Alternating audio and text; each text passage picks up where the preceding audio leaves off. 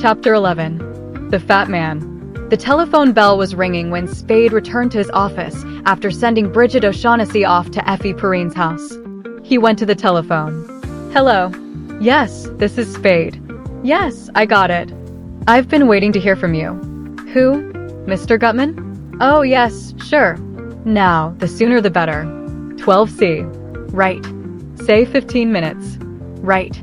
Spade sat on the corner of his desk beside the telephone and rolled a cigarette. His mouth was a hard, complacent V. His eyes, watching his fingers make the cigarette, smoldered over lower lids drawn up straight. The door opened and Iva Archer came in. Spade said, "Hello, honey," in a voice as lightly amiable as his face had suddenly become. "Oh, Sam, forgive me. Forgive me," she cried in a choked voice. She stood just inside the door, wadding a black-bordered handkerchief in her small gloved hands, peering into his face with frightened red and swollen eyes. He did not get up from his seat on the desk corner. He said, "Sure, that's all right. Forget it." "But Sam," she wailed, "I sent those policemen there. I was mad, crazy with jealousy, and I phoned them that if they'd go there they'd learn something about Miles's murder." "What made you think that?" "Oh, I didn't. But I was mad, Sam, and I wanted to hurt you." It made things damned awkward. He put his arm around her and drew her nearer. "But it's all right now, only don't get any more crazy notions like that." "I won't," she promised, ever. "But you weren't nice to me last night. You were cold and distant and wanted to get rid of me, when I had come down there and waited so long to warn you, and you." "Warn me about what?" "About Phil.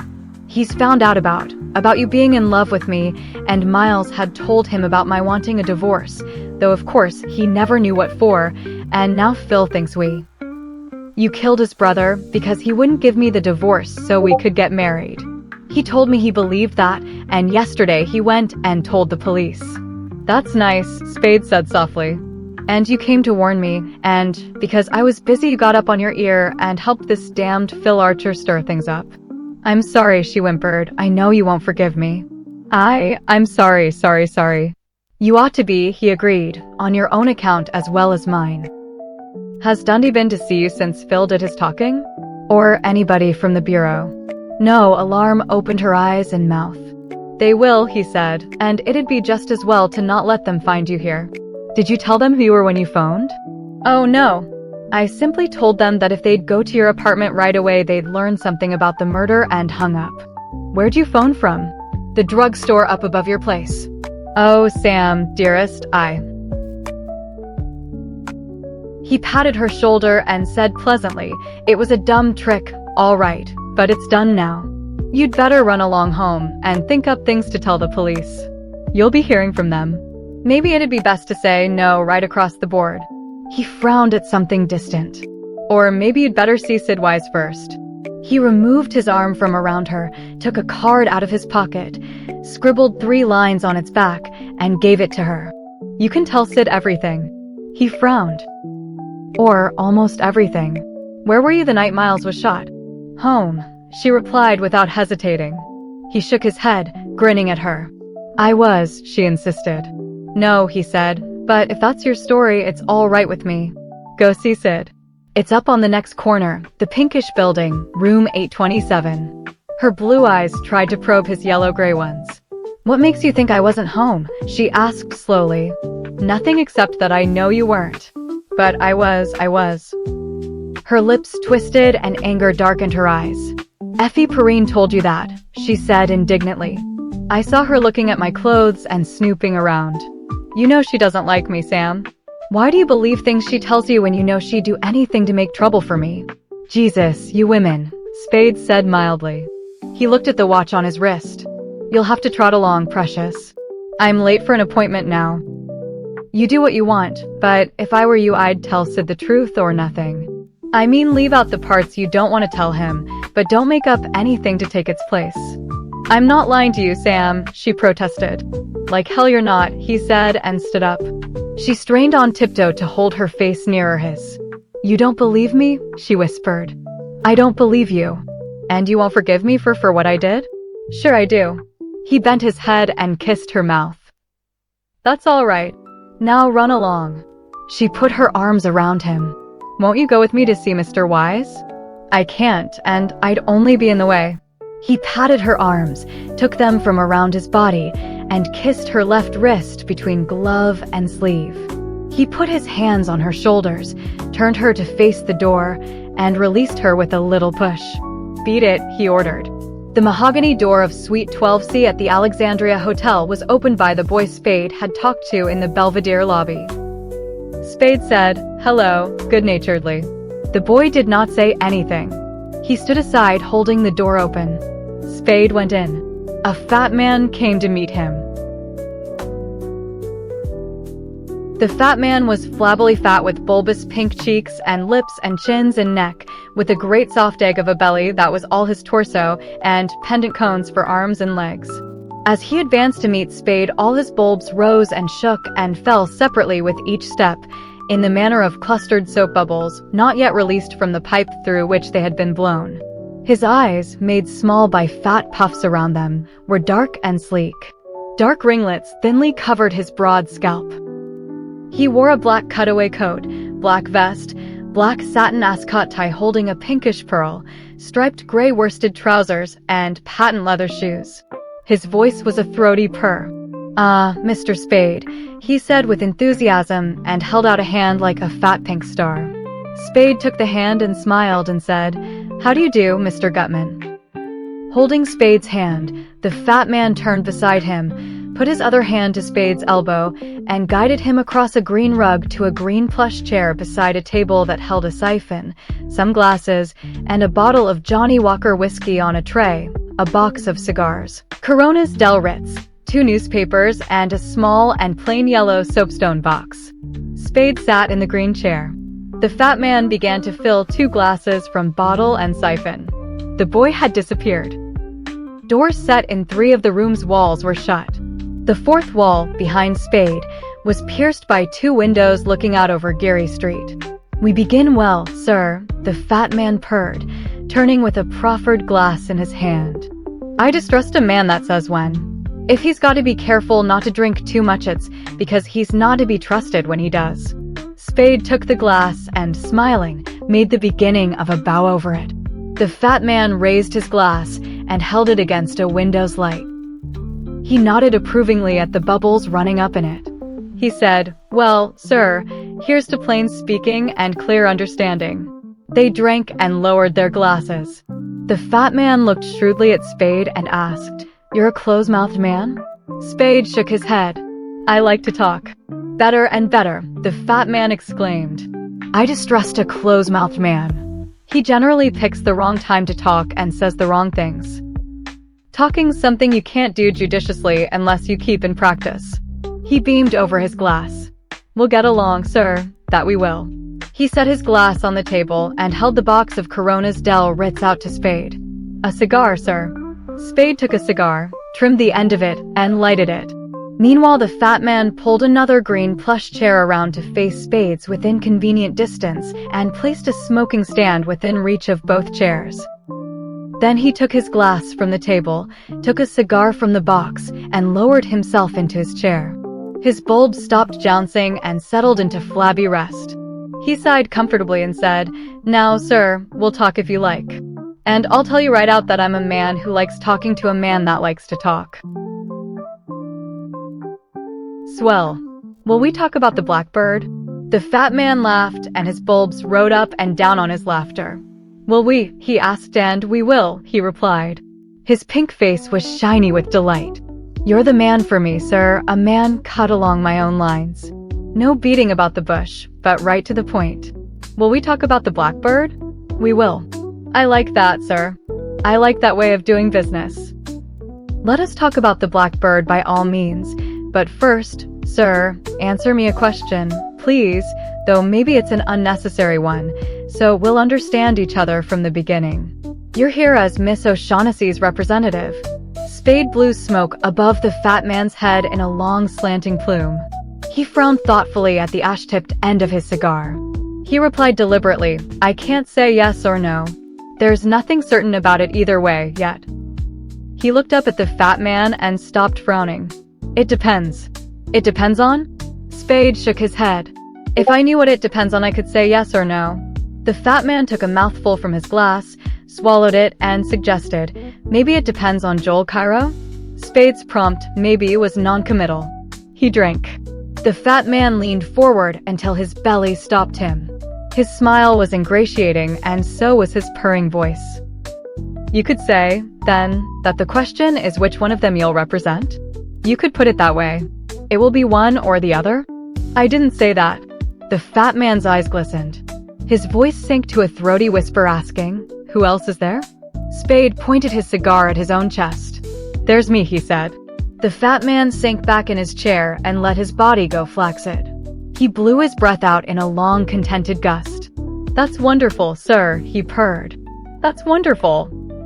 I do like a man that tells you right out he's looking out for himself. Don't we all? I don't trust a man that says he's not.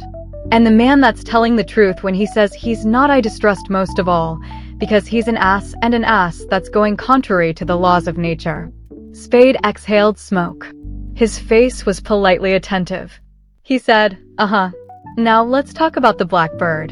The fat man smiled benevolently. Let's, he said.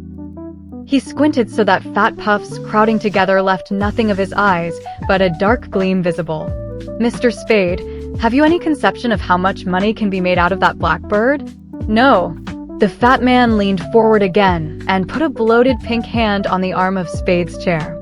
Well, sir, if I told you, by gad, if I told you half, you'd call me a liar. Spade smiled. No, he said, not even if I thought it. But if you won't take the risk, just tell me what it is and I'll figure out the profits.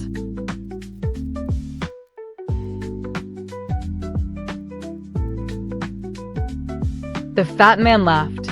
You couldn't do it, sir. Nobody could do it that hadn't had a world of experience with things of that sort, and he paused impressively. There aren't any other things of that sort. His bulbs jostled one another as he laughed again. He stopped laughing abruptly. His fleshy lips hung open as laughter had left them. He stared at Spade with an intentness that suggested myopia. He asked, You mean you don't know what it is? Amazement took the throatiness out of his voice.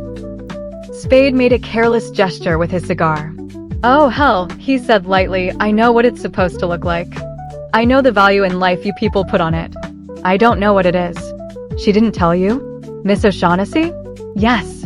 A lovely girl, sir. Uh-huh. No. The fat man's eyes were dark gleams in ambush behind pink puffs of flesh.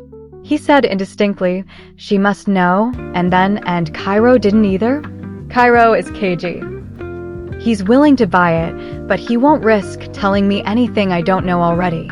The fat man moistened his lips with his tongue. How much is he willing to buy it for? He asked. $10,000. The fat man laughed scornfully. $10,000, mind you, not even pounds. That's the Greek for you. Humph. And what did you say to that? I said if I turned it over to him, I'd expect the 10,000. Yes, if. Nicely put, sir. The fat man's forehead squirmed in a flesh-blurred frown. They must know, he said only partly aloud. Then, do they? Do they know what the bird is, sir? What was your impression? I can't help you there, Spade confessed. There's not much to go by. Cairo didn't say he did, and he didn't say he didn't. She said she didn't, but I took it for granted that she was lying. That was not an injudicious thing to do, the fat man said, but his mind was obviously not on his words. He scratched his head. He frowned until his forehead was marked by raw red creases. He fidgeted in his chair as much as his size and the size of the chair permitted fidgeting. He shut his eyes, opened them suddenly wide, and said to Spade, maybe they don't. His bulbous pink face slowly lost its worried frown and then, more quickly, took on an expression of ineffable happiness. If they don't, he cried, and again, if they don't, I'm the only one in the whole wide sweet world who does. Spade drew his lips back in a tight smile. I'm glad I came to the right place, he said. The fat man smiled too, but somewhat vaguely. Happiness had gone out of his face, though he continued to smile, and caution had come into his eyes. His face was a watchful-eyed smiling mask held up between his thoughts and Spade. His eyes, avoiding Spade's, shifted to the glass at Spade's elbow. His face brightened. By gad, sir, he said, your glass is empty.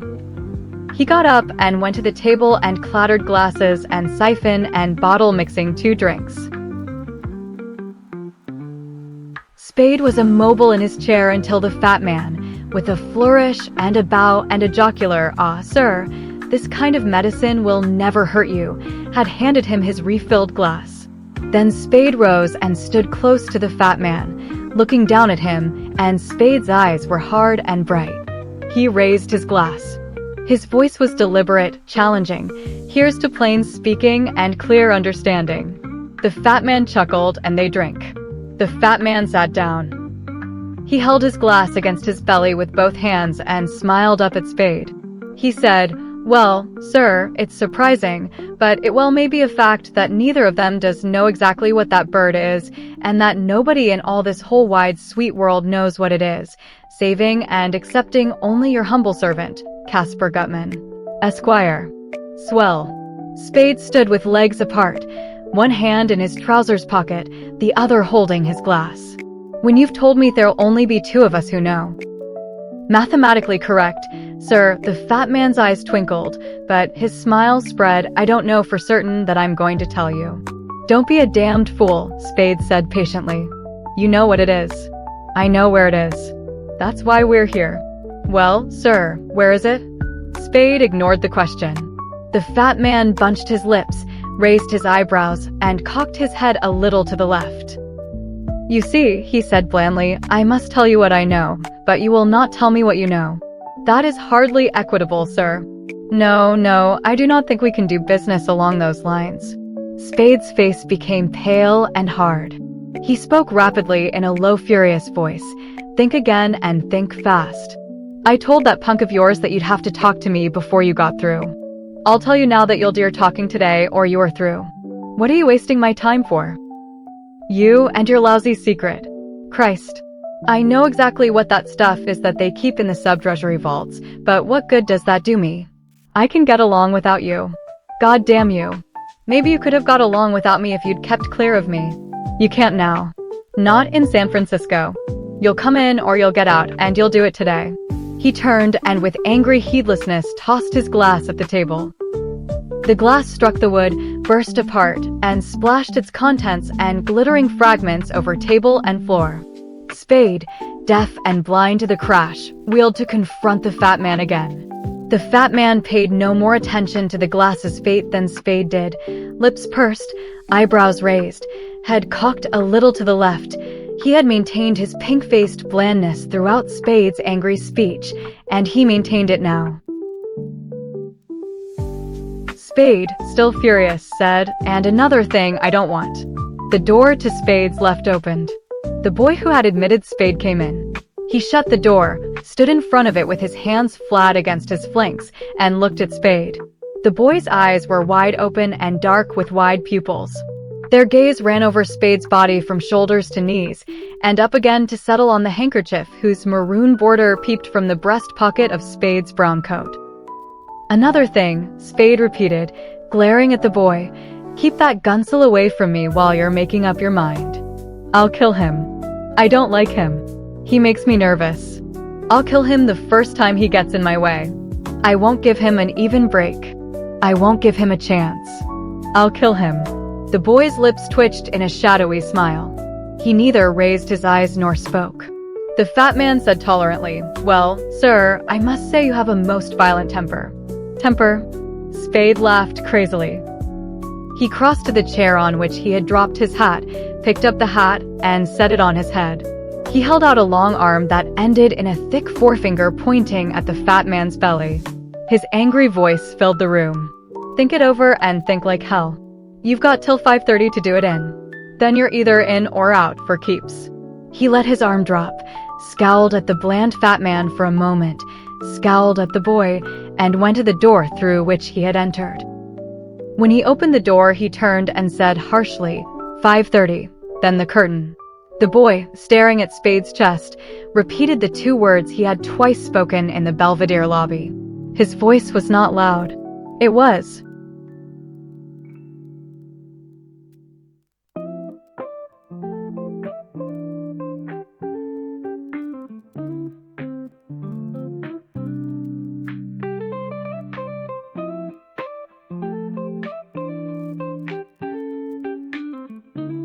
It was bitter.